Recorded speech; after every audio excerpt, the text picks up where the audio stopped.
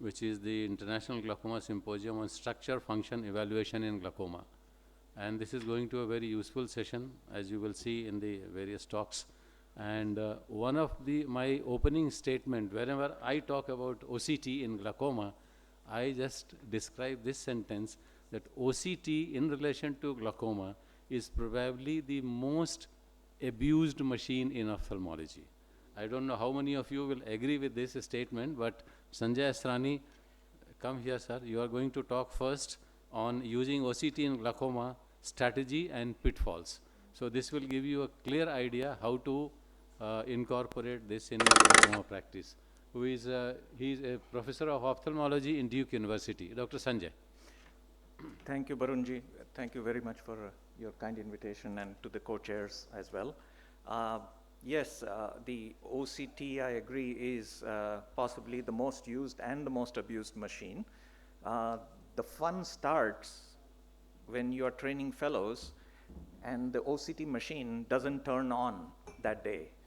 And then suddenly they have to rely on their clinical skills, which is what has been lost with the advent of the OCT.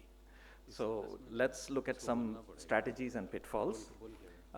These are my disclosures. I do receive instruments on loan from Heidelberg Engineering to test them out and to test their strategies. Establishing a diagnosis. We look at the various parts of the OCT, and most individuals, whether in training or even out of training, will typically look at the red-green type of strategy and calculations. And I keep telling them that that is not where we should look at. We should not look at the average thickness measurements of the quadrants, but we should look at this, the least attractive part of the OCT report, which shows you the asymmetry between the right and the left eye. And since asymmetry is a hallmark of glaucoma, looking for the asymmetry will tell you where the glaucoma damage is. One must not ignore, in looking at these reports, the red-free or the SLO image, which shows you the nerve fiber layer defect, and also the raw scan that shows you whether the segmentation has been correctly done or not. The cup to disc asymmetry is one of the hallmarks of diagnosis of glaucoma. The problem is that when we are doing clinical examinations, we look at one disc, we cross over the nose, and when we look at the other disc, we have forgotten what the first disc looked like, because there are so many thoughts that went through our head, and we forgot. The OCT report is the only place that you can actually see the two discs of the individual side by side. And you can see that this disc is much bigger than this disc. And no wonder this patient is a glaucoma suspect, because there is a cup to disc asymmetry because of the disc size asymmetry. And as you can see, there is extreme symmetry in the nerve fiber layer thickness of this patient. Now, this is just to show you how we typically use OCT to diagnose glaucoma. We look at the nerve fiber layer thickness measurement, and we look at where there is a pinch. If it is early glaucoma, almost always the loss is in the superotemporal or the inferotemporal areas. And you can see where it dips into the abnormal, but you have to make sure that it is corresponding to that. And then, of course, the average thickness will be lower. But this has to correspond to a loss of the macular thickness as well. Whether you do total macular thickness, that is total retinal thickness, or you do GCC, whichever you do, it has to be corresponding, because it is the same structure. It is the loss of the ganglion cells here that actually create the temporal raphe sign that Professor Kehoe Park has shared with us. This loss that causes this loss of the nerve fiber layer and ganglion cells, that is causing a small field defect up in this region. You can also see it on a color picture of the optic nerve.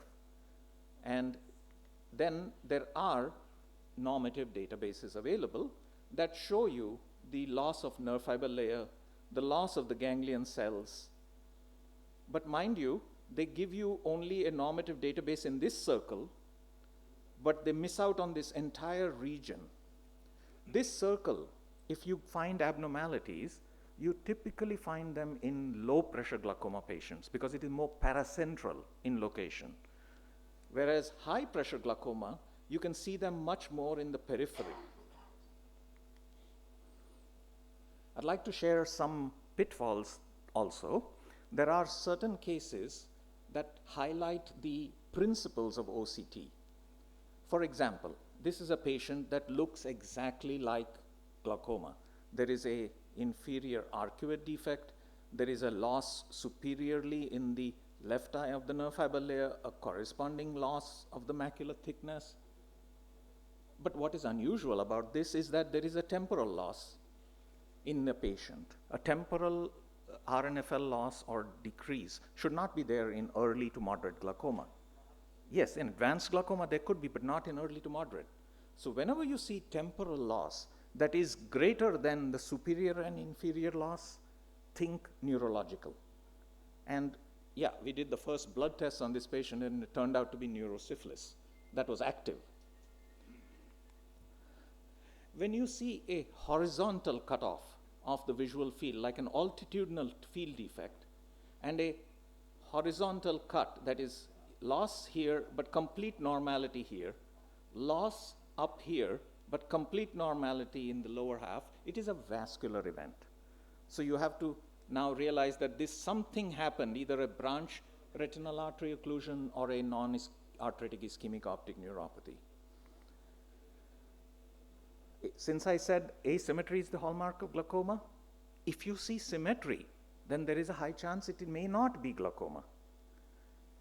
So this is a case of extreme symmetry. You see there is a loss superiorly of the macular thickness, of the nerve fiber layer thickness, extreme symmetry of the field defect.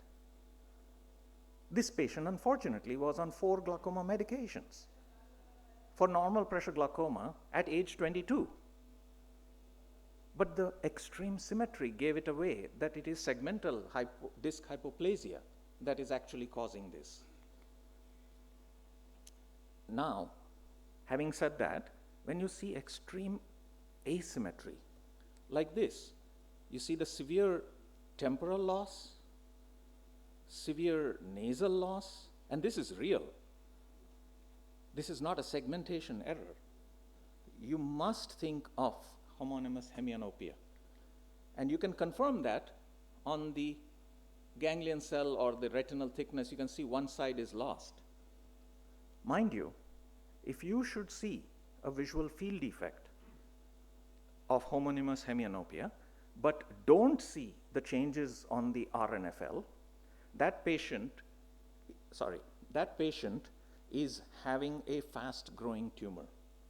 That means structural has not yet been affected, function has been affected, that's an emergency. This is homonymous hemianopia, and then this one is again extreme asymmetry, and that's because of cancer-associated retinopathy. Glaucoma progression, you can see that on the cirrus with 2 baseline images from which the next subsequent images are subtracted. You can see the slope. You can see that in the cup to disc ratio as well as in the nerve fiber layer, and you can see where the probability is. And you can also see in color coding of the nerve fiber layer thickness. With the spectralis, you see that there is nerve fiber layer thinning, as is happening here with the yellow arrows, and the blue arrow shows you where the nerve fiber layer thinning has happened. And corresponding to that, you see that on the macular thickness. On the baseline, which is the top image, and then the subsequent visit and the subtraction is shown here, which shows you 20 to 30 micron difference. This is a case of false progression. You can see how this patient is gradually losing nerve fiber layer thickness. But when you look carefully, all that has happened is a posterior vitreous separation. So the nerve fiber layer appears thinner, and therefore there is no macular change. And this is an example of false progression and masking of progression in the same eye. See where the yellow arrow is? And you can see that there is an actual decrease in the nerve fiber layer thickness inferotemporally. But inferotemporally, the slope is flat. Superotemporally, where there is an epiretinal membrane, it is showing actually a drop in thickness because the epiretinal membrane is gradually lifting off. So here is false progression and masking of progression. And a last couple of slides on, this is uveitis causing growth of nerve fiber layer thickness, edema, and you can see that when you're treating uveitis, that the RNFL thickness keeps decreasing, cupping keeps increasing, but the field doesn't change. And then there is this high risk glaucoma progression where you can see a change in the temporal area, very close to the fovea, that will affect inferotemporal visual field losses.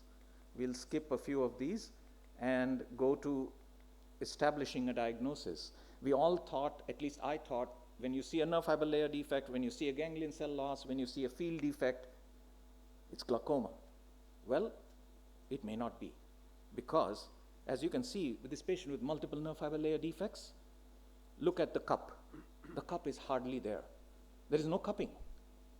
Why? Because all these nerve fiber layer defects were caused by cotton wool spots, which were never detected. So we are telling you that all RNFL loss is not glaucoma. For example, this patient who developed a field defect, a nerve fiber layer defect, macular thickness loss, but it was because of a cotton wool spot.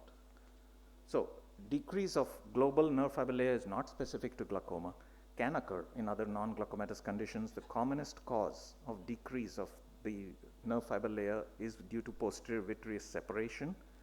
Focus on the infero and superotemporal sectors. Artifacts are present in over 1/3 of the scans. Looking at trend-based versus event-based is both required. Examine symmetry or lack thereof. Not all progressive thinning is due to glaucoma, and these thinning of these layers can occur in 3 conditions which are common in all our glaucoma patients: hypertension, diabetes, and chronic kidney disease. So yes, your machine can also give you fake news. Thank you. Yeah, thank you, Dr. Sanjay. Now, just 2 quick questions if anyone has from the audience.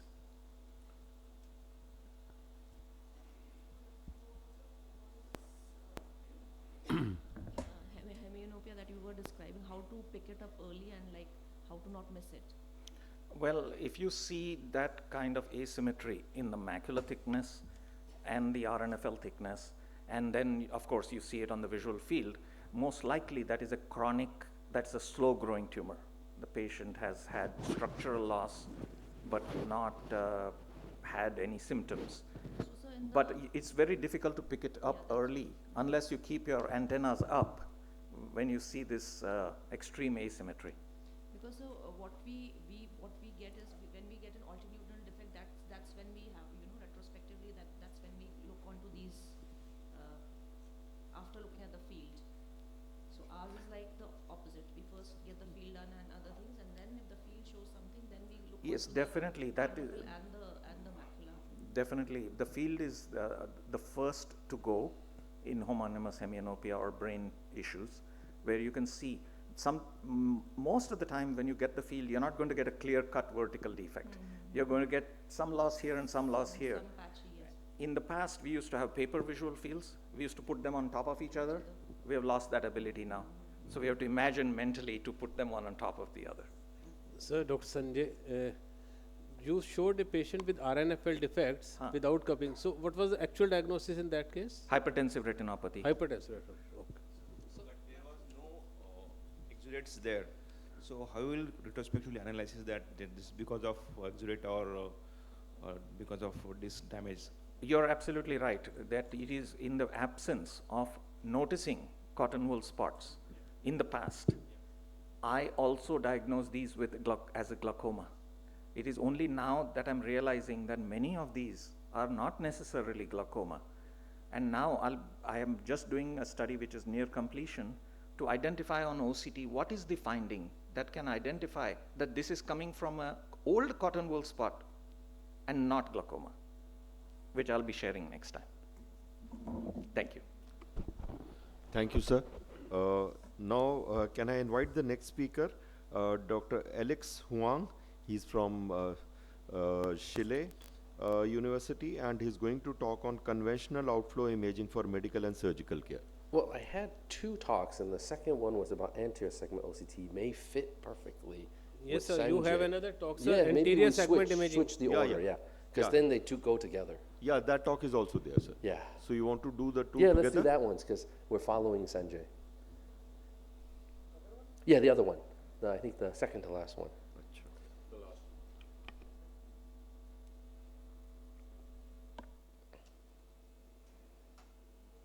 Yes, that one. Okay, so this is a good talk to give, particularly after Sanjay's last talk, talking about the posterior segment OCT, because this is really about trying to do the same thing in the front of the eye. I thought we had 12 minutes, but I can go fast. Pearls and pitfalls, which really I describe this talk as otherwise known as what's wrong with anterior segment imaging, because clearly it's not the same. So here are my financial disclosures and my sources of research support. So I'm going to start with a question. How many of you people here on the left do posterior segment OCT, just like what Dr. Asrani said, every day, every clinic, almost every patient? Yeah, a lot of people should have their hands up. How many people do this on the right? Anterior segment OCT, every day, every clinic, almost every patient. Should be, wow, that's impressive. Usually it's very few hands. And because the thing is, you probably realize that posterior segment OCT in general has way more utility, both clinical and research, compared to anterior segment. So the question is, have you ever wondered why? Because if you understand why, then you know the problem, and how do we actually fix this, right? So let's just go through this historically. What's the landscape? The landscape is just like posterior segment OCT. You started with time domain, typically 1300 nanometer first, then moving eventually to spectral domain and swept source options at these wavelengths. This is just your typical commercial, most common commercial units out there now. In terms of what would you use, the first option is the only one that's not good because there's no benefit to be slow, right? So let's just take the top one out. That's the Visante. You can't even buy it anymore. So then you're left with these 2 options on the bottom, and you know, what's the difference? It's really the illumination wavelength. By definition, a smaller wavelength, you get better axial resolution, but you don't get depth. By definition, a longer wavelength, you get better depth, but you lose axial resolution. So this is not like I have the better machine or you have the better machine. It's just different, and it's a question of what are you trying to image? Because if you want to image the corneas all the way at the front, take the resolution. You don't need any depth. But if you want to go deep, you need depth, you need longer wavelength, you're going to have to give up the resolution. So welcome to problem number 1. Anterior segment anatomy is so complex compared to posterior segment. So Dr. Asrani was talking about the optic nerve. I'm going to just talk about the retina here. For the macula, our colleagues in retina can make a decision on surgery and injection by imaging a location a couple millimeters this way, a couple millimeters this way, and 1 millimeter deep, and they can choose surgery. But in the anterior segment, from the front of the cornea all the way to the back of the lens, almost 10 millimeters. Diameter of the cornea, 12 millimeters. Pi r squared is the area. If you want to think about outflow and you're going circumferential, that's 2 pi r, over 35 millimeters at distance. The anatomy is huge. No wonder why it's difficult to make one machine to take care of everything. That's problem number 1. Problem number 2, anterior segment OCT has no tracking. Tracking is very prevalent in posterior segment OCT. Usually it's some concept where we're taking an image in the back of the eye, looking at the blood vessels to determine where we place the actual OCT. Tracking gives you 3 benefits. Number 1, we create volumes. Because if you can put an OCT here and you can track, you know the next OCT is right next door, not like tilted this way or that way. Number 2, tracking allows for longitudinal follow-up. Because if you put the OCT here, and if you can place it at the same location, next week, next month, next year, you can get the OCT at the same place again and actually have very precise follow-up. Benefit number 3, tracking allows for averaging. You can take many, many OCTs now at the same place, again, average it, increase signal, decrease noise. So these are the benefits of tracking. So essentially the landscape is that posterior segment OCT was always imaging a tiny little area right in the macula or right the optic nerve head with tracking for everything, and anterior segment OCT is imaging a massive area with tracking for nothing. So then, okay, what can we do with this then? Here's one option. Start changing the wavelength and add tracking. So this is the anterior arm for Heidelberg Engineering. I have disclosures. They let me borrow a device for the purposes of research. So I have a conflict here. 1300 nanometer wavelength lets you image deeper. This is also the first anterior segment OCT with tracking that they know what's going on. And what are they tracking? They're tracking the corneal light reflex. They're using that information to put the OCT at the position that they want it. What that allows for is the creation of volumes and averaging by taking OCTs at the same place to increase signal, decrease noise, but you still cannot track over time because, you know, dry eye or if the patient is not looking quite straight, the light reflexes might not be in the same spot. So clinically, what can we use this for now? Well, number one of these cataracts is scary, one of these cataracts is not. So because we have longer wavelength and we can get a better image, we can start looking in the back and starting to see that, you know, certain areas, this is a posterior polar, this is a posterior subcapsular, right? You're gonna need the depth, and if there's a bad cataract, you're gonna need the averaging with tracking to actually be able to image all the way through. What about this? There's a focal area of narrowing, like a pseudo plateau. Well, we can do the UBM, which is one way, but you know, UBMs are not that common. And OCT traditionally could not image this because lower wavelengths could not get through the iris. But with longer wavelengths, the same information can be gotten as well using anterior segment OCT. Here's an interesting case of mine that we didn't have OCT. This is a long time ago, about 13 years ago. A patient came to me with trabeculectomy. I did the cataract surgery. You can see the trab was very big. It was hard to see through that. Did well, but post-op week 1, pain and high pressure. I did a very narrow chamber, atropine YAG, did well. This is malignant. And as you know, malignant is a problem with that lens iris diaphragm and the anterior vitreous. Well, with longer wavelength, you can image deeper, and then with tracking and averaging, we can now make out the anterior hyaloid face as well. Look at the space of Berger. This becomes a tool that we can even start to interrogate this deeper anterior anatomy. Here's an example of then looking at the ciliary body. This is Dr. Xiaobing Xie, came to me for a year, did some work with this imaging. Focus on the ciliary body. I hope this works. Oh, there he goes. During accommodation, I'll go back. During accommodation, you see the ciliary body get bigger, the lens gets more anterior, the pupil comes down. You can actually now visualize Helmholtz theory of accommodation occurring right in front of you with a longer wavelength. Here's an interesting clinical case. 70-year-old male, history of retinal detachment with oil in the eye, came in with pain and high pressure. No wonder, you know, they overfilled, everything pushed forward. You can see the angles close. Retina, you know, decided to do the thing on their own, which is to remove the oil, reform the chamber. Then they were facing a case where IOP very, very low, and they couldn't understand why. But with longer wavelength and tracking and averaging, then we can image deep. To now, we can see the shallow choroidal detachment. As we were discussing with Dr. Azrani in the last session, if the ciliary body is detached from the posterior direction, you can have decreased aqueous humor production. And so in this case, now we know that the problem of why the pressure low is basically right there. This is also a very interesting picture to me because you have all this stranding. It reminds me of some of the old uveoscleral MIGs that have been out there and studied using OCT in the past. SciPass is here, we're really not talking about that, but this is mini-ject. A successful mini-ject case imaged with longer wavelength by Nuvalab at Liverpool also shows these little stranding webbing things. And so I've always been curious about what this is. I'm not sure what it is, but it occurs in cases where that area expands and the pressure is typically pretty low. So that was the first solution. Increase the wavelength, try to bring some tracking to the front of the eye. Second solution, application-specific OCT, right? Because the anatomy is so big. So many of you know, and you'll see in the other talk, I have an interest in anterior segment aqueous humor outflow. So what if we made an aqueous humor outflow specific OCT? And this is work I'm doing in collaboration with Hao Zhang at Northwestern University. The idea is that we need to optimize the wavelength and try to bring on board imaging that's perpendicular to the limbus for better results. I'll show you why on the next slide. To achieve this, basically it's a robot, or using a mouse obviously, to basically place the OCT and point it all the way around. Normal meaning perpendicular to the limbus. The reason why this is important is that because you think about it, a lot of our anterior segment OCTs are imaging straight down like this, and it becomes oblique to a lot of our target tissues. And essentially, you have a longer optical path length as well as scattering. But instead, if you image more perpendicular to the target, you have a shorter distance, less scattering, better image. You know, we say it's normal, but since the eye is actually three-dimensional, we really mean conformal. So it's conformal imaging all the way around. Work in mouse here by his team. In the blue is if this is straight imaging that's oblique. You get the image, but it doesn't look good. The signal-to-noise ratio is not great, but if you image perpendicular to the target, you get a much better image with also higher signal-to-noise ratio.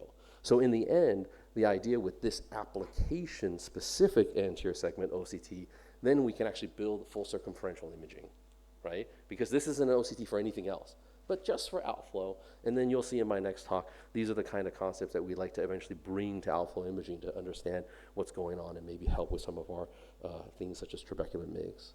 So in conclusion, you know, posterior segment OCT way better than anterior segment OCT. Why? Very small area, tracking for everything. Anterior segment getting better, we're having longer wavelength to look deeper, and we have some tracking for some benefit now. The other approach is to maybe consider application-specific anterior segment OCTs for each questions that we're looking at. Thank you. Thank you so much for highlighting the importance of problems in the anterior segment imaging. Any questions?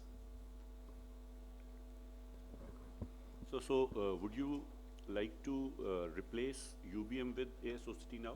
Well, I mean, that's one thought, because the thing is that UBM, while it is very good, is a single device and does require touch and is manual, okay? So then you can say, well, then you can replace it with OCT, but then you just have to buy another machine, right? Is there really that much benefit other than the no touch as well as the no manual? I would say the benefit in a lot of these cases is that you start to create your machines with multiple functions, and then therefore it's just 1 square foot in your clinic. So you don't need 5 machines, you just have 1. So for instance, with the Anterion, it also does cataract measurements and other stuff, and the concept is therefore just 1 device. And if you can get something that does everything, then you really save space and save money because you only buy 1 thing. Alex. Yeah. Yeah, I had a question. You initially asked us how many of us do routine anterior segment imaging in the clinic. What do you use anterior segment imaging for in the clinic? Like in which cases do you utilize it? Just unusual angle assessments, looking at an LPI to see if it's patent. The answer is not very commonly, Yeah. There is one exception, and the exception is IOL Master has the anterior segment OCT in it. So technically, every time you get an IOL Master, you get an image. But it's cheating because, we only look at the first page.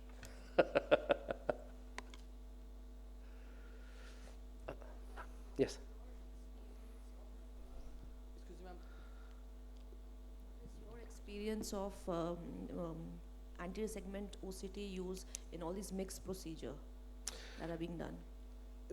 And for me, I only use it if things don't make sense. Because I haven't found that the structure alone yet, and this is the goal to get there, to use it to help us do the surgery and guide it. But at this point, it's more used on the back end, where then if things don't look right, then I'll kind of interrogate.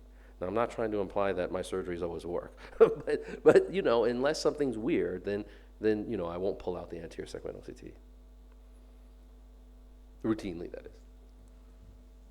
So, sir, please go ahead with your second talk. Oh, I think Arthur's next? Okay, we can continue with the other one then, the first talk, and then we don't have to switch. So the next talk is going to be about aqueous humor outflow imaging, which is an area that I do a lot of work with. In particular, here we're going to be talking about medical and surgical care.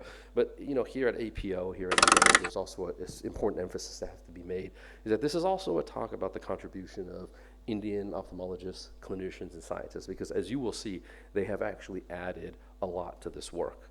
Here are my financial disclosures and my sources of research support. So, when we typically teach outflow, we start with a 2-dimensional picture like this on the left, but we have 3-dimensional eyes. So the problem is that this is essentially implying to our students that outflow is 360 uniform or even. But there was always evidence that outflow could be segmental. There are areas of good and bad, here depicted in green and red arrows. Then that could create patterns. And so the outflow patterns then could be different between me or you, or between your left eye and your right eye. And then there may be, oh, sorry about that, I pushed end on accident. Let's go back to the top. The end button is very close to the next button, actually. Okay, there. Disease relevance, or the high pressure part of glaucoma, may come from the loss of these good regions. And so a number of years ago, we wanted to develop aqueous humor outflow imaging. We called it aqueous angiography. I'm going to skip through all the laboratory stuff and get straight to patients. On the right-hand side, you've got a 65-year-old Chinese woman. Indocyanine green is in the eye, and you can see there's pulsatile flow pulsing through right there. It's segmental because it's only in one location, and it's dynamic because actually it's going to start to grow. Now, because this is cataract surgery, we can ask her, I want you to look up. So she will look up, and then you'll see this area very bright, and then, oh, it's starting to go away.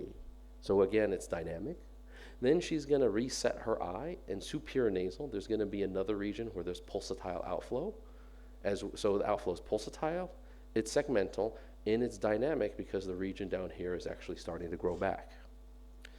We started imaging more patients using ICG and fluorescein, kind of copying retinal angiography. During cataract surgery, these are all normal patients, okay? Every row is a normal person. You can see most of the outflow is nasal, like the MIGS literature suggests. Superior, inferior, variable. Temporal typically has the least, but in some cases, temporal actually can have the most. This is something we'll talk about later. Usually it's the least. We also started to do sequential, meaning 2 dyes in one patient, back to back. So ICG first, fluorescein second. You can see that the patterns are very similar. That's the point. The molecules are different, so the imaging should be a little bit different, but mostly it's similar, and what that creates is an experimental system, because then you can use one tracer, get the background, then do something like a surgery or add a drug, and then add the second tracer and see what the effect is. So from that point, we wanted to think about disease, and this is where we started doing a lot of work here in India with Dr. Shikha Gupta from AIMS. I point out that for this work, she won the Arvo-Roche Collaborative International Fellowship Award in 2021 to support this. She started doing angiography in adult Indians. During cataract surgery, it looks very normal. But then we also started looking at childhood glaucoma. And why did we do that? Because in childhood glaucoma, pressure very high, right? It's not just like 22, but 30 and 40. And what we see is that there are still pathways, but the branching, the small branches is what's gone. So we started to quantitate this, right, and looking at the branch patterns and so forth. And what we found comparing pediatric glaucoma to adult cataracts is that the average branch or the maximum branch length is very similar, but the total branching is suppressed. And that reminds me of when we were all in college doing electrical analysis in physics with circuits. Remember, branches are resistors in parallel. More branches is less resistance. Fewer branches is more resistance, fewer branches is higher IOP. So this is like an example of now why in pediatric cases, pressure can be higher for a distal cause, and maybe why it continues to be high even if the trabecular meshwork's open. So I'm going to talk now about drugs and then slowly transition to surgery, because we can use these tools to interrogate this. This is work done with Dan Stamer at Duke, one of Sanjay's partners on the investigative side. He's a PhD scientist. In their perfusion system, they can get a baseline outflow facility, stable. They add a little endothelin-1 to give a little bit constriction so that the tissue, this is postmortem, is a little bit constricted. And then they start adding nitric oxide donors, namely DTA-NO in the red or nothing in the black. As many of you know, there are nitric oxide donor glaucoma medicines like Vyzulta, which can lower IOP, presumably through some relaxing of vessels and pathways. And so you can see that with a nitric oxide donor, the facility goes up. Now we can look at what happens structurally. If you perform the angiography on these vessels, you see the aqueous veins. Separately in another location, you can see the collector channel. You put the endothelin vasoconstrictor on, it constricts. You put the nitric oxide derivative back, the vessels open up again. So, this is a tool to study what's going on with drugs. In fact, we took another step further. So this is work by Chris Gerken, used to be the chairman at Alabama, now is my partner at UC San Diego, he moved over. These are subjects where we were using Myocol. In the US, we use Myocol to constrict the pupil for cataract surgery. I understand you guys have pilocarpine, intracameral, same concept, okay? ICG goes into the eye first, like for instance here. Then we either add Myocol or BSS. because these drugs lower IOP, should increase outflow. And then what we see in the yellow areas, in cases with myoclonic, we see that there's actually improvement. These 1, 2 becomes 1, 2, 3.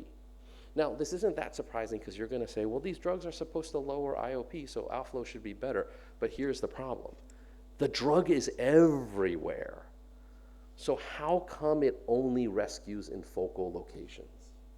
What this is telling us is that there's something special about these spots. They are rescuable. And there's some feature that allows them to be responsive to the drug. These may be the features that are lost in glaucoma. These may be the features that we have to now understand to basically treat high pressure in the future. And so really this model is generating a lot of hypotheses for us. So then to surgery. In the setting of segmental outflow, it's been debated, where should surgery be performed? Should we do trabecular MIGS in areas where flow is good because we know we have a pathway to access? Or should we do surgery where flow is bad to give ourselves the opportunity to improve it? So we started first in the laboratory. Again, 2 tracers, ICG goes first, fluorescein goes second, no surgery, this is just a control, very similar. Here's an eye where ICG goes first. We see a low flow region. We open the eye, put an eye stent right there, run the fluorescein, and you can see that with surgery, the outflow pattern can be rescued. On histology, full thickness bypass. These are postmortem eyes, so look at these tiny dots. Tiny dots are just debris in the anterior chamber. You can see the tiny dots is flowing into the eye stent that is right here. So with surgery in the laboratory, we can change these patterns. But what about in patients? So this is a collaboration with Glaukos as well as Heidelberg Engineering that we performed in Armenia. Left is ICG before, right is fluorescein after. The 2 red arrows are eye stent placement. We were very careful to time everything up. And so this is really the result of trabecular bypass within an OR setting immediately after surgery, what you're trying to improve. Here, what you have in that same study is an individual with glaucoma, 2 low flow regions. We found that. We put 2 eye stents right here, run the fluorescein, we can rescue it back. That's one type of improvement. But we actually saw other things as well. Here's one eye. ICG goes into an eye, low flow region. We put 1 surgery right there, run the fluorescein. Okay, same thing. But remember, everyone gets 2 eye stents because that's what's on label. So then the second eye stent was already placed near an area, had baseline flow. So now when we run the fluorescein, we don't see new pattern. We just see the same pattern. It shows up earlier. So it's kind of like 2 types of improvements. And then we were left with, well, what does that mean? What does that mean for the OCT? This study was very hard to do that because we only had 14 patients, and many patients like this had 1 stent in low, 1 stent in high. How are you going to tell the difference? So we knew we had to take a step back and go back to the laboratory. And so this is Dr. Clemens Strohmeyer, who's an associate professor from Johannes Kepler in Linz. And what he did was he melded together the angiographic system with perfusion system to measure facility. So here's the experiment. We're back in the lab now. You get an eye, you get the outflow facility. Then he performs the angiography. Here's high flow, here's low flow. And then he does a goniotomy in high flow or low flow, and then he checks the facility again. And so here we have pig eyes and human eyes, and you see at baseline facility is stable. When we do the trabecular surgery, the ablation here, facility always goes up, AKA resistance goes down, but the low flow surgery location is so much better. Here's data on box and whisker plots. If surgery is in a low flow region, you get greater increase in facility, greater decrease in IOP. So this became the first quantitative clue that targeted surgery could make a difference. But you know what? This is in the laboratory, postmortem eyes, preclinical model, right? So then what about patients then? The problem with patients is that, angiography is expensive, invasive, and takes time. How are you going to find a low flow region? Well, most people are actually low flow temporal, usually. And so this led to work by Tanujara here in India, where he was also performing this angiography with needle goniectomy bangs. Here's an eye, ICG goes first, temporal nothing. He puts the ICG in, TM looks nice, he does the bang, and he actually rescues temporally. This is very similar to my Armenia data, except that we were there in the nasal part of the eye. He's here temporal, showing that temporal can be rescued. And then this then led to this clinical study, an early pilot study, 30 patients, 15 surgery nasal high flow, 15 surgery temporal low flow, and then what happens over time. Okay, IOP goes down because they had surgery, but we really don't see a difference between high flow, low flow. Well, this is a pilot study. Everyone has drops. There's no IOP with a washout measurement, single measures. This was just a quick look. So then if we redefine the endpoint as success being 20% reduction with or without drops, then we start to see a little bit in terms of a difference between in patients now, surgery low flow, maybe a little bit better. But of course, this study has to be done in a more rigorous fashion, more patients, drop washout, real holiday IOP measurements, and maybe multiple measurements through the day. I will point out that, you know, it was this work that was put together that yesterday was awarded the 2024 Best of the Indian Journal of Ophthalmology Glaucoma Review by this team with Dr. Tanuj Dada, and Nitika Berry is also right here, part of this team as well. So one more thing. Everything I've done up to this point has always been imaging, doing something and imaging at the same OT visit. What about over time? People say, what happens if you go home and you get re-imaged later? The problem in adults is that there's no reason to come back to the OR. It's invasive, right? That's the issue. But this is where we worked again with Shikhar Gupta, because we're dealing with kids who get repeat examinations normally for just evaluation, removing surgeries or additional sutures. So here are some kids with baseline childhood glaucoma, not a lot of signal. They all got GAT. And then 1 to 2 months later on repeat evaluation, they got a second angiography, now showing for the first time over time there can be sustained improvement. All right? So this is the first time we ever looked over time. Shika was supported by the American Glaucoma Society for this with the 2024 Alan Crandall International Humanitarian Award. Also, this was just accepted this week into ophthalmology glaucoma. So in conclusion, multiple species, multiple tracers, enucleated in live eyes. Trabecular outflow is segmental. TM surgeries and drugs can influence those patterns. It may be that targeting low flow is better. It may be that doing surgery on the temporal side of the eye is an easy way to get to low flow. But I will say that the thing I do know for sure is that working with my Indian colleagues here, the Indian ophthalmologists and Indian scientists, has been a real benefit to myself, a real pleasure for me to learn a lot from them. And so thank you very much for being here.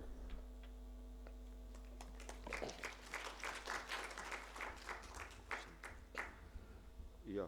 Dr. Alex, I think that's a very wonderful paper. So as a corollary, do you advocate doing aqueous angiography before undertaking mixed procedure, number one? And number two, after that, like in the recommendation you said, it has to be repeated months after the surgery. So that regular angiography needs to be done, say, once a year or twice a year after you do this? Impossible. We developed this. It's too expensive, too invasive, it's too difficult. I kind of think about this as the gold standard for what's going on. But for widespread application, it's almost unreasonable. So then what is the next solution to take the next step? And it's a little bit of like what Dr. Asrani said for the posterior segment and what the title of the session is, which is structure and function, right? Function here is going to be flow. Structure could be then OCT again. So the way I see it is that we use the flow information to get what really is going on and what we really should be doing, but then it has to be reinterpreted as structure only. That structure function has to be put together. That's why we had the outflow specific AIOS-OCT. We're going to try to take the flow information and then make it a matter of what the structure is that determines those flow patterns, and then we can all do AIOS-OCT before surgery, because that's reasonable. And follow up with AIOS-OCT as well. To really do the angiography by itself, I think routinely is very difficult. And when do you think that it will come into the clinical practice for most of the ophthalmologists? I think it's going to be tough. What is the time frame that you're looking at? Well, my time frame is to try to actually convert this to structure. But let's use an example, a real-world example.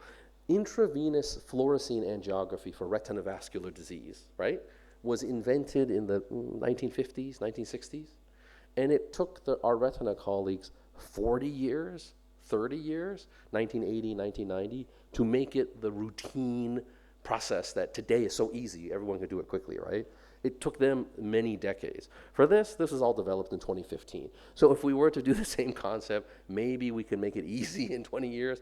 But before then, what I'm hoping for is to really use this information to then help guide us to structural endpoints, to make it more practical.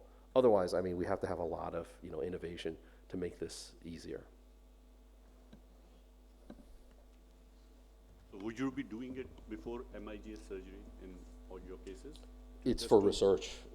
Well, we're doing it to help us figure out where to place the surgery, Yeah. but it's not like something that I'm recommending that everyone do, because anyways, most people cannot. Cannot. Yeah. I mean, the one thing that might come along is, we're developing, not we, but many companies are developing new surgical microscopes, right? And so then the question is, can they implement some of this technology, build it into the scope? And then clinicians can start adding the tracers and take a quick picture. That may be one solution, but it's also convincing them to actually do that. They're struggling as is to get the OCT in the scope. Yeah. Thank you, sir. Thank you, Alex, for highlighting the latest that we are now becoming aware. May I request Dr. Arthur Sitt to come to the podium, and he is a professor of ophthalmology at Mayo Clinic. Thank you, sir. Thank you for coming to India. All right, thank you. Thank you very much. It's a pleasure to be here. So I'm going to be talking about the role of ocular biomechanics in glaucoma. These are measures and really one thing that's relevant to some of the funding.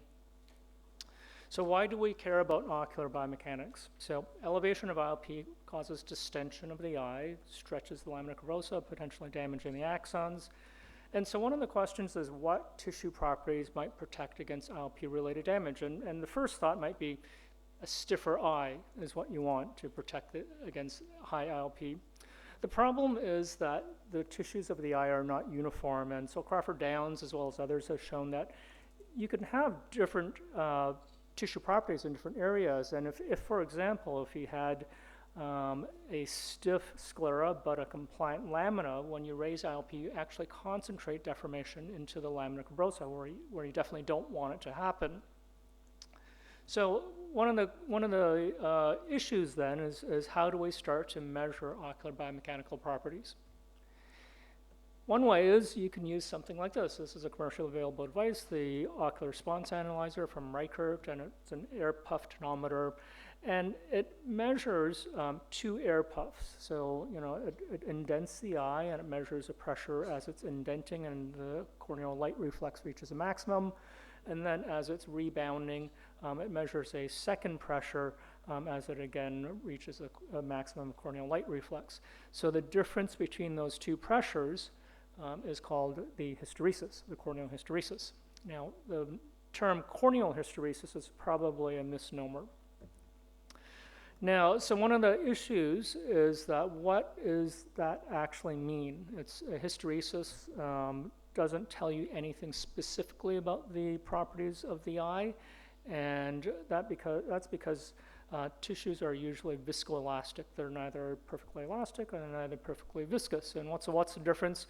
So if you have something that's perfectly elastic, like a spring on a car, if you were to deform it, then the amount of stress for the amount of strain that you develop, so stress is essentially the force that you're applying, strain is the amount of deformation. It forms a straight line if you were to graph it. And if you release it, that perfectly elastic tissue goes back along exactly the same line. If you have something that's viscous, like a damper in a car, then that deforms, the rate at which it deforms determines the viscosity. So if you incorporate the 2 into a shock absorber and spring system that you have in a car, then as you first compress it, you might have a stress-strain curve that looks like this, and then as it releases, you have a stress-strain curve that looks like that. And the difference between those 2 is actually the energy that's absorbed by this system, and that is the hysteresis. So the problem with measuring corneal hysteresis is that anything that affects viscosity or elasticity of the tissue can affect corneal hysteresis. So it's very complex, and we see this in a lot of cadaver studies looking at the effect of different pressures on the eye. One thing that we know for sure is that the elastic modulus of the eye increases with IOP. As you stretch out the tissues, it actually becomes stiffer. Axial length also seems to play a role, so elastic modulus appears to be lower in patients who are myopic. And then the stiffness of the eye also increases with age. And so trying to interpret what corneal hysteresis actually means is becoming very difficult. It's almost impossible to represent the complexity of the eye biomechanics with a single number. So it's more useful to think of corneal hysteresis as the behavior of the eye in response to an impulse. Now that being said, you can still get useful information out of this, and this was the topic of a ophthalmic technology assessment a few years ago by the American Academy of Ophthalmology. And essentially what that ophthalmic technology assessment concluded is that, first of all, after reviewing all the studies, and there's been hundreds of studies looking at corneal hysteresis and glaucoma, and so CH is lower in glaucoma patients compared to normal subjects. Lower CH is associated with an increased risk of disease progression, but a causal relationship remains to be demonstrated. And so CH measurement right now does serve as a complement for current structural and functional assessments in determining disease risk in glaucoma suspects and patients.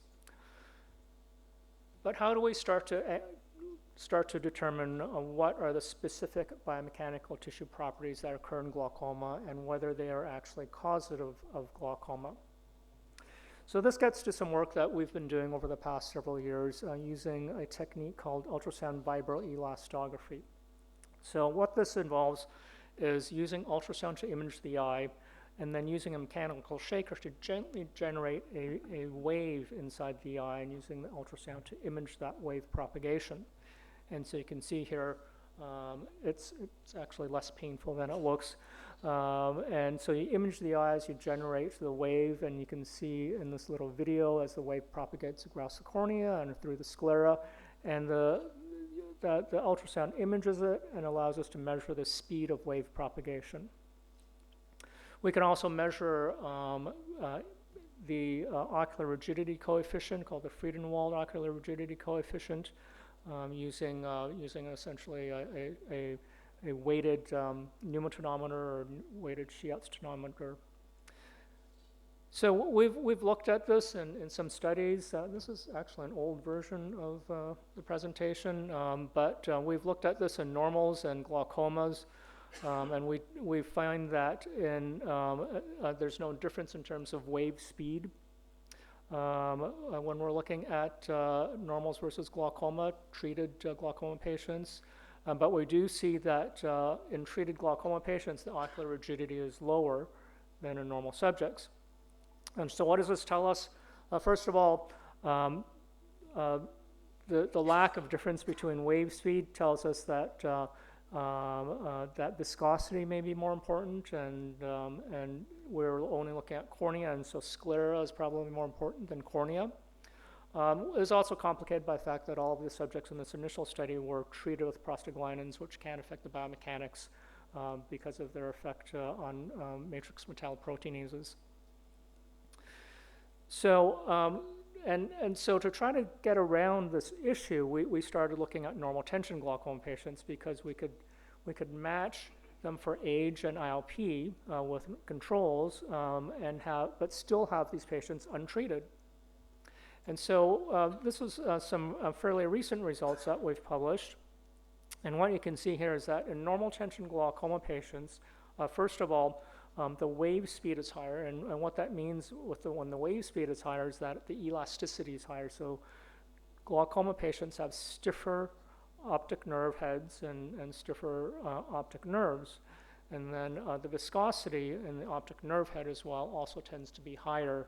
So higher viscosity means that it deforms slower in response to a force. So why would that potentially contribute to glaucoma or predispose to glaucoma? And the reason may be related to IOP fluctuations. So IOP fluctuates when the volume of the eye changes, and this goes to the idea of compliance. If you think of the eye as a balloon stretching and contracting, the only way that pressure changes is that volume changes.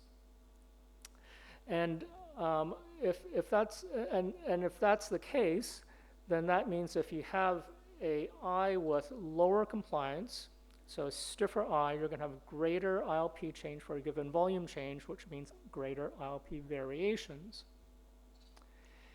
And we see this in some patients, and so we looked at a very select type of patient, and that's patients who've had scleral buckle surgery. And you might think, you know, why is this related to glaucoma? So scleral buckles have the effect of changing the ocular biomechanics of the eye. And so we looked at patients who had unilateral scleral buckle surgery for retinal detachments, and we measured ocular biomechanics and IOP changes in the sitting and supine position. And what we found is that first of all, the seated IOP in these patients was no different between the normal eye and the scleral buckle eye. But when you measure the pressure in the supine position, the pressure increase in the eye that had the buckle was less than the pressure increase that did not have the buckle. So the pressure variation was smaller in an eye that has a scleral buckle. Similarly, we find that ocular rigidity is lower in an eye that has a scleral buckle than an eye that didn't have a scleral buckle. So the eye actually, the scleral buckle actually makes an eye more compliant. So this was actually very supportive of some work that we did earlier looking at the risk of glaucoma after vitreoretinal surgery. And this kind of tied it all together. So we looked at the risk of glaucoma in patients who had either vitrectomy, scleral buckle, or vitrectomy and scleral buckle. And this was a population-based study. And what we found is that if you had vitreoretinal surgery, you had a higher risk of developing glaucoma. So that's not going to be a surprise to most of us who have to deal with patients who have had vitreoretinal surgery. What really surprised us, though, is that that was completely driven by vitrectomy. So if you looked at patients who had only scleral buckle, 0 patients developed glaucoma, and so that was actually less than the population norm. So based on this work, what we think is the role of ocular biomechanics. First of all, corneal hysteresis is a complement for current structural and functional assessments in determining risk of glaucoma in suspects and patients. The corneal wave speed is probably not going to be much use because we have to look beyond the cornea. And looking at our work with normal tension glaucoma patients, we do see that there is increased stiffness in patients who have untreated normal tension glaucoma, and we think that's because the increased stiffness increases IOP fluctuations, which has definitely been associated with glaucoma and the risk of glaucoma progression. So there's still further research that's needed, though, to determine if we can alter ocular biomechanics as a potential treatment for glaucoma, and this is clearly a potentially new target beyond simple IOP reduction. So thank you very much, and hope to see you all at WGC in a few months. Thank you, sir. Professor Sid, sir. Is it the corneal hysteresis or the Young's modulus elasticity that we calculate with Young's modulus, which is clinically more relevant? Of course, calculating, Young's modulus is more difficult. Yeah. But clinically relevance is of which is more clinically relevant? Yeah. So in terms of which is more clinically relevant, we don't know. So corneal hysteresis is not a tissue property. It includes both elasticity, so Young's modulus, as well as viscosity. Which of those two, elasticity or viscosity, is more important? Probably both of them. No, sir. So that's what I wanted to know actually, because Young's modulus will measure the elasticity. Yes. Corneal hysteresis measures viscoelasticity. So which of the two is more important in the causation of glaucoma? Yeah, no, so we don't know. So some of the data that I showed you from our normal tension glaucoma study, both viscosity and elasticity change are different in normal tension glaucoma patients. So both of them matter Corneal hysteresis is a measure of neither viscosity or elasticity. It probably incorporates both, and as well as a lot of other factors beyond those two parameters. And one thing you said is lower viscoelastic, lower hysteresis is associated with more progression. Correct. And prostaglandin analogs, you said by metallic MMPs, they will increase the hysteresis. Correct. So by that thinking, will ROCK inhibitors also have effect? Because they also cause actin, myosin dissociation in the trabecular meshwork. Maybe they have something to do with the scleral rigidity and the corneal hysteresis also? Yeah, so one of the complicating things about corneal hysteresis is that it's very susceptible to changes in ILP. And so just lowering ILP is going to increase your corneal hysteresis. And the effect on top of that of whether you have remodeling in the sclera from prostaglandins or whether you have changes from ROCK inhibitors, we don't know what the contribution of the change in corneal hysteresis is from ILP versus the direct effect on the tissue properties. But there probably is an effect. So the ocular response, and sorry, go ahead. You said corneal hysteresis is certainly going to create a kind of risk factor for glaucoma suspect patients. So do you see that it will become one of the risk factors in coming future to start the therapies or something like that? Yeah, so I do use it routinely in my patients. The problem is that kind of going back to what Alex said, it's another device in the clinic. So it's very specific for measuring corneal hysteresis as well as IOP. But most clinicians aren't going to have it just for that purpose. But I do use it, and I kind of use it kind of like central corneal thickness. It doesn't tell you definitely if the patient has glaucoma or they don't have glaucoma, but it's another risk factor. So the ocular response analyzer is the only machine which is existing in the market for many years, and which claims that it measures the ocular the hysteresis.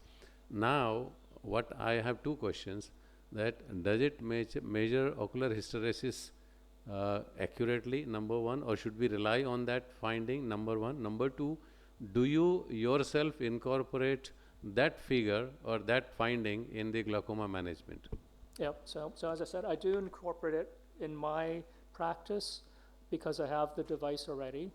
So I use it very much like I would use central corneal thickness, or even IOP. I mean, those are risk factors. They don't tell you whether a patient has glaucoma or not, but I use that as another piece of the puzzle as to whether the patient has glaucoma or not.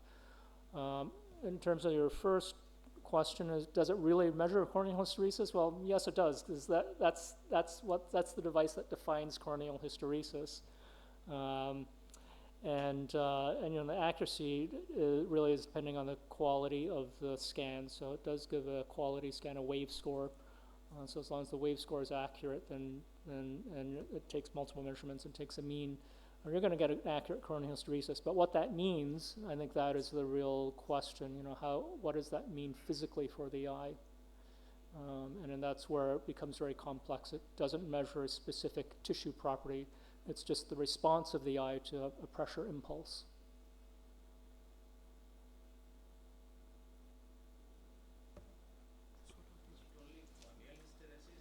No. Yeah. Yeah. As clinically evident that micro-ophthalmic eyes are having usually higher pressure. So is it compacted scleral collagen fiber in those cases which is responsible for this high scleral hysteresis and leading to the IOP?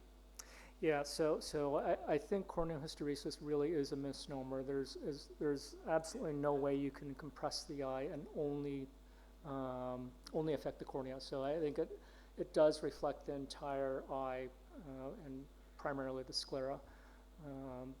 So yeah, I think it was just it's what they called it, and because that's the only device that measures it, that's what they've stuck with. Thicker sclera can compress the choroidal vasculature and it can lead to poor disc perfusion.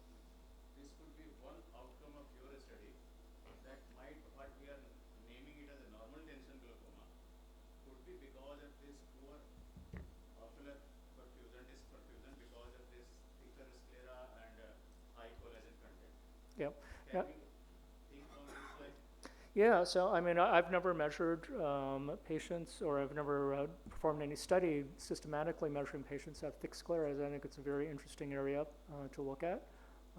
You know, thick scleras don't necessarily mean that you have different scleral properties, but you just have a lot more of it, and how that affects the overall biomechanics of the eye. I don't know for sure. Okay, thank you. So now I'll like to invite Dr. Ki-Ho Park.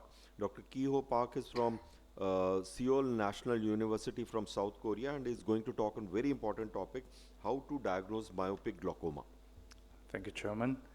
I was asked to talk about how to diagnose myopic glaucoma. So in previous session in room 403, the similar topic was presented. So I tried to put different cases, but many slides are overlapping.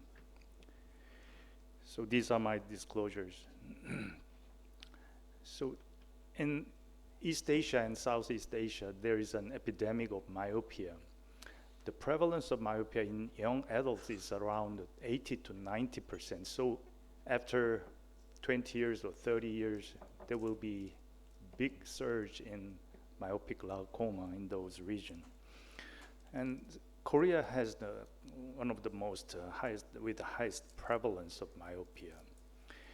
So diagnosis of glaucoma and monitoring in myopia is challenging because there is much overlap between glaucomatous changes and myopic changes.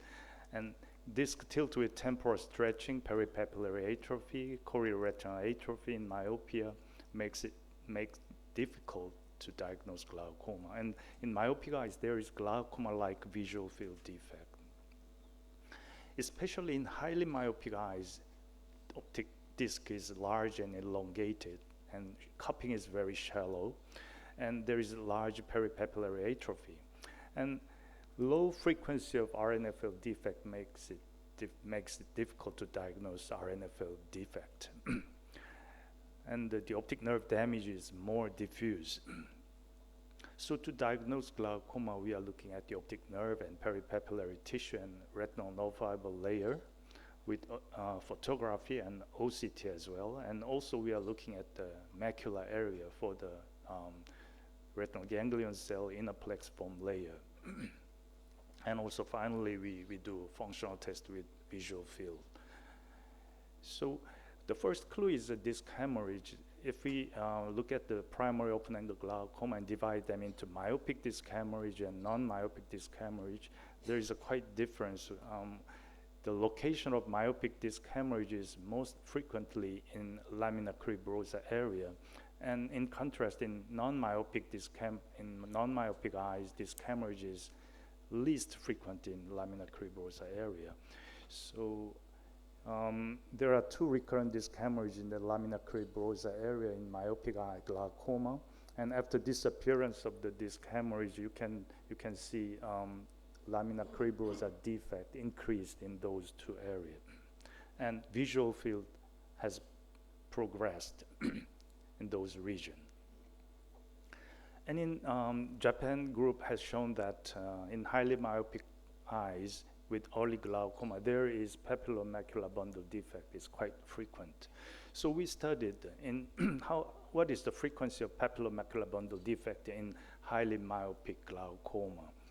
What we found was that quite high papillomacular bundle defect was observed in about 60% in highly myopic glaucoma eyes. And those papillomacular bundle defect was associated with large peripapillary atrophy to disc area ratio. So large PPA is related with papillomacular bundle defect. And also lamina cribrosa defect was associated with PMBD.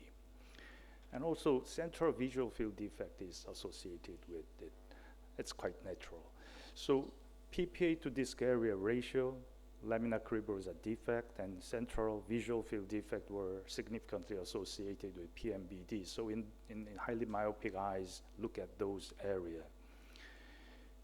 And also, there is a pseudo-abnormal RNFL defects in myopic eyes. We call that red disease because in Asian and European eyes both, with increasing myopia, with increasing axial length, the peak of the superior and inferior nerve fiber layer peak moves temporally.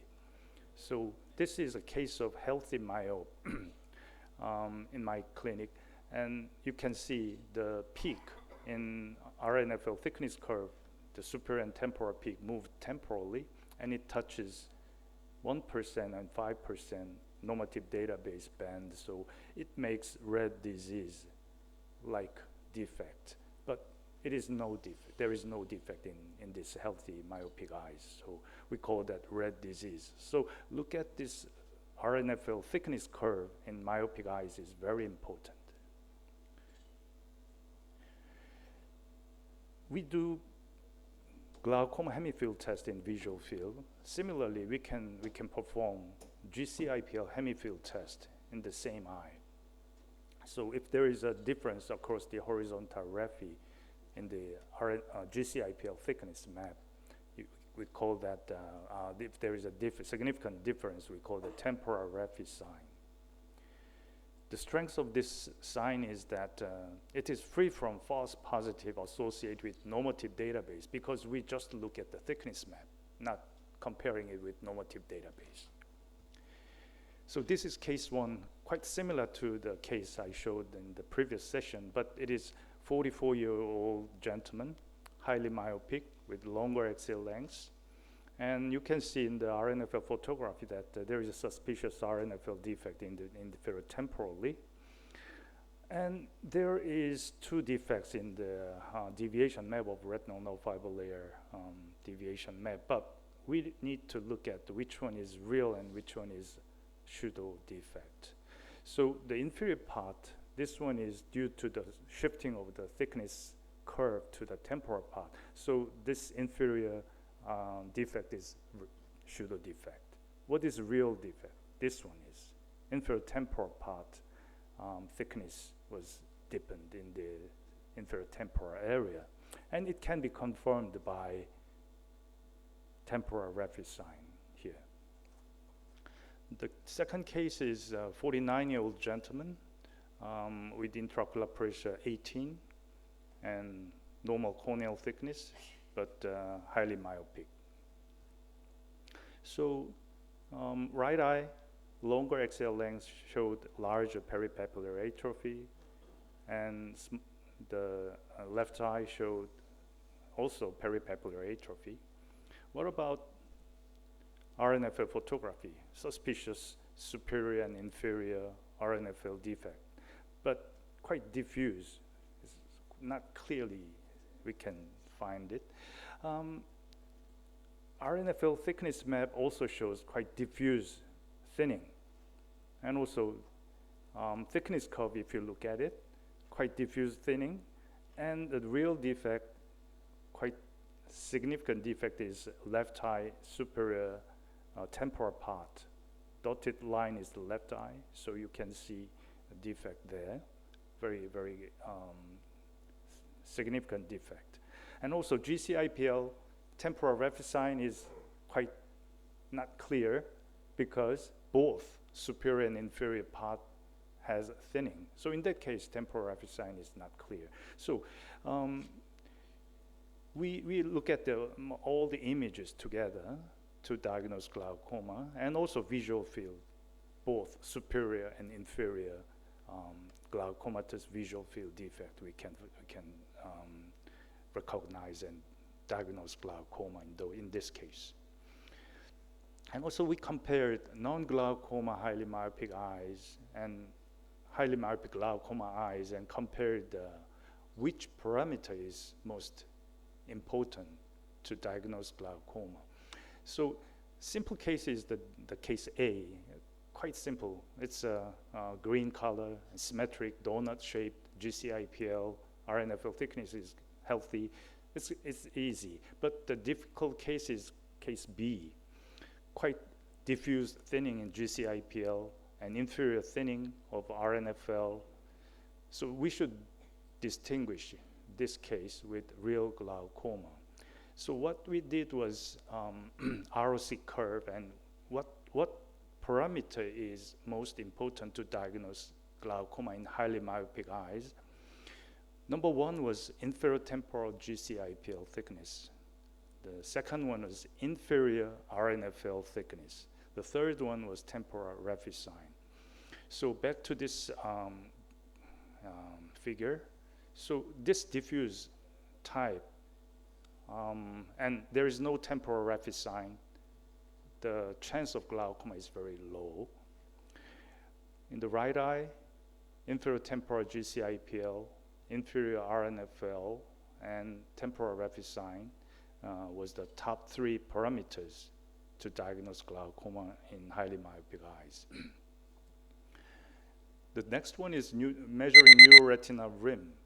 So BMO MLW measures the neuroretinal rim in myopic eyes quite clearly from measuring BMO, distance from BMO to internal limiting membrane. And similar concept is in serous OCT as well. We call that 3D neuroretinal rim thickness.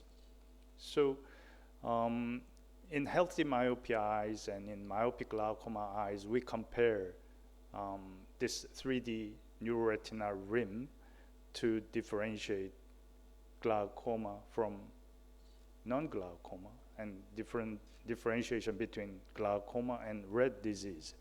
So compared to the left graph, where the RNFL thickness shows quite overlap with glaucoma, you can see the red graph is red disease and the gray graph is glaucoma, so there are much overlap in RNFL thickness. However, 3D neuroretinal rim measures can clearly differentiate red disease from glaucoma like this.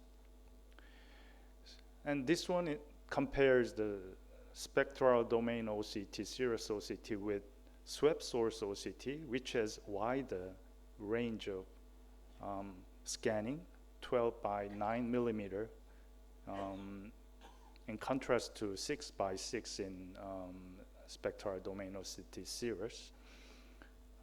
We compared the diagnostic ability between those two machines in myopic eyes and found that green area was superior in swept source OCT compared to the serous OCT. And the greatest diagnostic power was quite similar to our previous paper, that inferior temporal part of the GCIPL was the most significant region. Case 3, it's a non-glaucoma high myopia case, minus 11 diopters, 41-year-old lady. The figure is by serous OCT. It shows red disease in the inferior part. There is no temporal raphe. In inferior part is a swept source OCT with wider image. There's no abnormality by swept source OCT. Why? Why is the difference? I think the discrepancy may be from the different normative database in different instruments. The last case is a 44-year-old gentleman with normal tension glaucoma and high myopia. You can see the inferior part,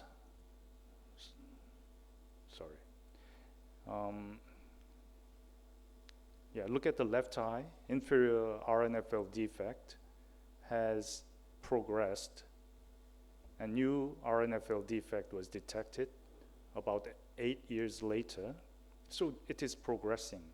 So myopic change does not, if it is myopic optic neuropathy, it does not change, but in glaucoma it changes. So follow-up the patient is another clue to have glaucoma diagnosis. However, if we follow visual field, sometimes visual field, it varies, long-term fluctuation, and reliability issues. So in GPA analysis graph, it looks like quite stable recently, and visual field shows false negatives, so it is a little unreliable. However, if you follow up with OCT, it also has GPA analysis, and also you can compare the deviation map. So there are defect change, increase in defect in superior and inferior temporal part as well. And also, if you compare two thickness map of GCIPL, you can find change. Thickness decreased. GPA analysis also found that same region has progressed. And GCIPL analysis, you can compare the 2013 to 2021. There is decrease. The yellow color disappeared, and also the thickness decreased here. And also, GCIPL GPA analysis showed that there is significant change in superior temporal part. So take-home messages: to diagnose myopic glaucoma, detect glaucoma touch disc hemorrhage and RNFL defects, and differentiate false positives by reviewing the RNFL thickness curve, examine the GCIPL thickness map for asymmetry across the horizontal raphe, temporal raphe sign, and detect neuroretinal rim loss using BMO MRW or 3D neuroretinal rim, and confirm disease progression. And this is published recently, how to diagnose glaucoma in myopic eyes by detecting structural change. You may read this paper if you like. Thanks so much. So thank you, Dr. Kiho Park, for really giving a good insight in how to diagnose glaucoma in myopic patients. And probably one of the last point that he said, emphasize that the progression, because progression is the key. So always don't follow that if something is matching and something is corroborating, then you said it's a glaucoma and start treatment. So if the risk factors are not much, then probably progression is an important factor that we should consider and a strategy that we should follow. Now, any question from the audience? Quick, one or two questions.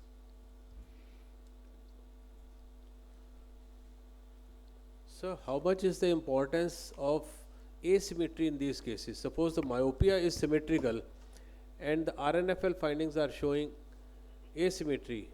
How much do we rely on those? Yeah, RNFL asymmetry is also important, but GCIPL asymmetry, it shows more clearly. So if there is a line, superior is thick and inferior is thin, so it tells us more clearly. So I think GCIPL analysis detects defect earlier than RNFL asymmetry, because the ganglion cell mass is, the volume is higher in macular area compared to the very thin axons. So the volume change is easier to detect in macular area. Will the retinal changes that can occur with myopia confound your temporal raphe thinning? Sorry? So myopia is also associated with retinal changes? Retinal Degenerative? change. Yes. So will that affect your temporal raphe asymmetry? Yeah, retinal change, it's quite irregular.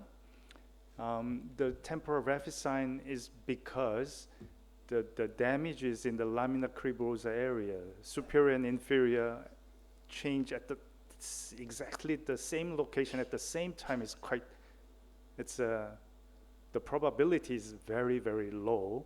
So that's why there is temporal raphe sign in the macular area. But myopic retinal change is quite diffuse and quite irregular. So that kind of raphe sign does not happen. Yeah, thank you, Dr. Kiho Park, for giving good insight.